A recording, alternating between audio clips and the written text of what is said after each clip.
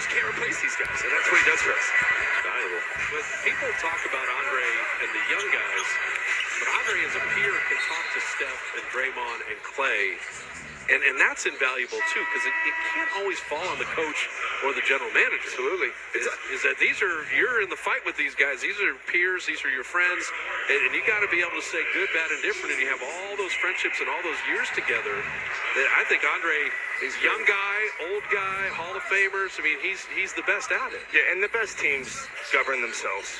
You know, especially that's always what you'd love to have within a team, is that there's accountability amongst each other. Now, you obviously, Steve coaches the team, and the assistant coaches hold players accountable, but for them to demand excellence from each other is always what you'd love to have as a foundation for any team. And so Andre, he's been a pillar here for 10 years, right? I'm thinking of two young guys in particular. The last year, it was, hey, I need Jordan Poole to get to the free throw line more. Okay, Andre was like, oh, by the way, Jordan led the NBA in free throw percentage. Right. So Andre's saying that's a huge weapon.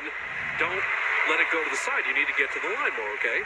Then with Kuminga in Japan, he's like, hey, Jonathan, don't sweat your scoring. Right. Your defense is on the rise.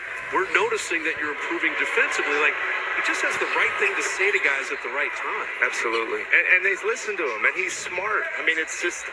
And he'll grab me, he'll grab Steve. And so, what are you seeing, Andre? And so, guys like that are, like I said, hard to find. You want as many good people that surround your team as possible. And Wiseman was fouled here, but Wiseman made us laugh at media day. We were talking about the summer and all the pickup scrimmages, and Chase is pretty active, through the summer, and he played in the Vegas Summer League. We said, well, how many of the pickup games did you play in? He said, every one of them. He's right. They play right below your office. He's right. So he you did. saw him a bunch. We track these. It's crazy now. We statistically track kind of pickup games, which you never would think, would happen. But now it does. And he didn't. He didn't miss any. Which you could say that's great health, which is great. But the fact that he wanted to play in all, because you play with guys, Kalina, that say, my ankle's a little sore, I'm sitting out today. He didn't do it, which tells you he loves to play, and that's what you want in guys like that. Another thing that impressed me about Wiseman, when he was just kind of being vulnerable, he's like, the last couple of years were tough for me. I went to therapy. Yes. And I wanted to just talk about how I'm feeling and get it out there. And he said it really helped him. And now he's just so grateful that he's out there. And guys can talk about what he's doing wrong or right as he's playing. But I just thought that was a moment of strength, is being able to kind of let people in and say, I needed that. Yeah, keep calling in. Whoever Clinton talks about it. This is how it always goes. It's usually how it goes. Okay, that's fantastic. Bob Myers is hanging out with us. Glenn Azubuki's doing play before play. DiVincenzo with a steal. Kuminga's the trailer here, but the Warriors building a 16-point lead. They led by one. Myers sat down. They've expanded it to 16. Oh, Wiseman on Nurkic. He was fouled again. DiVincenzo and Wiseman. The connection is just palpable right now. Well, they have been on the same team a lot, even leading into camp, and we talk about some of these pickup games. So that's where we developed a little bit of that chemistry. And so, may look like to people watching, we've never seen a pick and roll of DiVincenzo and James, but they've done these hundreds of times. That's true. Leading up to camp. I like that Wiseman has yet to miss a shot tonight. 4 for 4 from the field, but more importantly, 3 of 3 from the line, because his rookie year, 39 games, he shot at about 63%. Glenn and I see him shoot so much. Commentator just jinxed him. Major flaw in his free throw. It's a little flat sometimes, but I think James looks pretty good from the line, and he's 4 for 4 tonight. Yeah, he's. You know what? I'll tell you a story. After that, he didn't do well on Sunday night, right? 3 of 8, yeah, or something like that. I think the next morning he was at the facility 8 in the morning shooting free throws. So, that's people. Of course he. No, he's not. That's not. A lot of guys don't do that stuff. And we can't make him show up at 8 a.m. But work ethic, yeah, it's important. That's different. Well, who wants to get up at 8 in the morning? What time do you get up? I got dogs to deal with. I wish I could. The dogs want to get up and get fed and all that. I thought when the kids graduated college and stuff, it'd be, hey, when's my time? Sorry, man. How much have you seen guys like Looney coaching up Wiseman? Because I was watching a clip and he was talking about the rebounding and he's talking about, okay, where to be to get offensive rebounds, where the shots come from in our offense, the split action, it's on the wing, whatever. Well, how much have you seen that when you watched? That's a great question, and we couldn't pick a better guy to be around James. I mean, their games are very different, but everything Looney does well, James could get better at. Looney is fouled and he'll go to the line. And take us into signing Kevon Looney to a nice contract. That had to be a great handshake and a nice smile and a great reward for Mr. Indestructible. All played all 104 games last year.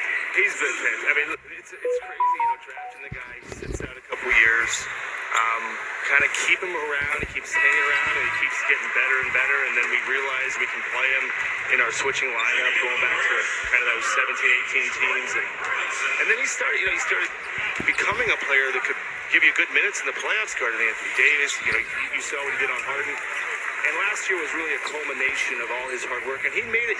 He has had the mandate. I'm playing 82 games. And he played a lot more than 82 games and played very well. And we're thrilled to have him back. He's underappreciated, maybe, outside of us, but within the organization, we know what he brings. The load management era, I so appreciate that. Yeah. Oh, DiVincenzo, nice feed. And Jeremy Grant, nice block. I don't think he ever saw him. He was just worried about the We saw him. Yeah. The one thing with Looney that was incredible was when did Looney, we'll talk. He's such a good, you guys have probably interviewed him before and talked to him. He's a good, are they going to review, think they review this? This is Wiseman. He got a little smile as Ed Malloy called the offensive foul. I hope Nurkic didn't catch one of the chops there. Oh, wait a minute. Is this why he's smiling? He got a little ricochet on the nose there, but it wasn't as bad as he made it seem. Players under review for potential flagrant foul. The fans are in it now. At least the fans are in game. It's a nose shot. Yeah, you got him.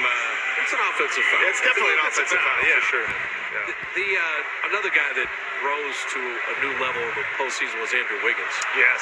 And I think you could make an argument, maybe other than Steph, he might have been the best one. The ruling is a flagrant foul, penalty 1. Nurkic will shoot 2 free throws, and Portland will get the ball free throw line extended. That's what happens. You have any elbow to the head or neck area, so that's correctly called. So, finish your thought. I mean, you had to learn how we played. He had to change a little bit the way he played and fit into what we do. And it took him a little while. He had to change the way he played from Minnesota to us.